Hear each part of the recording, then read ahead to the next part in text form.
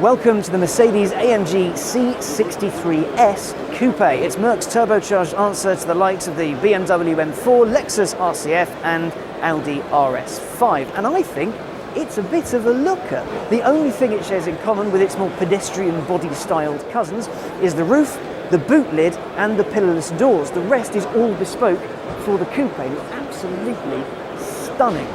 Power comes from a 4-litre twin turbocharged engine that in S trim kicks out 503 brake horsepower and 516 pound-foot of torque.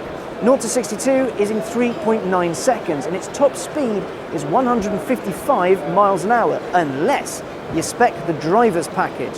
And that gets you some driving lessons so you can handle the thing and a limited top speed of 180 miles an hour. Largely useless unless you have a test track or an autobahn at your disposal, but still pretty damn cool. Now, AMGs are all pretty special. Here's why. So there's a new C63 and this time it's a coupe. So what's the deal with all the AMG love then? And why will the two-door C-Class be the one to watch? Those are two very easy questions to answer. AMGs are hard to dislike. They come with a mental turn of pace and make absolutely incredible noises. And the engine in the C63 is not too far removed from the one in this AMG GTS sports car. And this thing sounds amazing. Have a listen to this.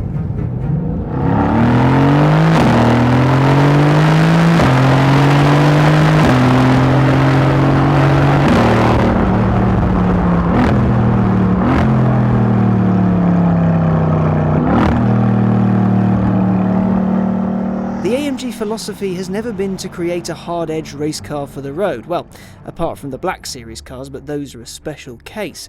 Instead, they're about going very quickly in comfort and having some silly fun along the way, which is why the C63 Coupe may end up being the perfect AMG. Allow me to explain. The C-Class is a sensible car. It's the one you buy if you want a swish mode of transport to take family, friends and stuff around. You can have a sensible diesel or a super smooth petrol. It's an it car that will blend into pretty much any situation and add that tiny air of class to it. And its key looks good in your hand or on the table in front of you. It's the kind of thing that you get to show off your success and make others a tiny bit jealous of how well you've done for yourself. The AMG version of the coupe is a step above, a car that has room for family and what have you, but a rakish look, one that's more about style than space. Its engine will let people know you've arrived long before you actually park up, and the smile on your face will let the guy in the baby spew-stained C250 CDI know that while his progeny may be the light of his life, lighting up your rears is more important to you, but you're ready for little people when they come along.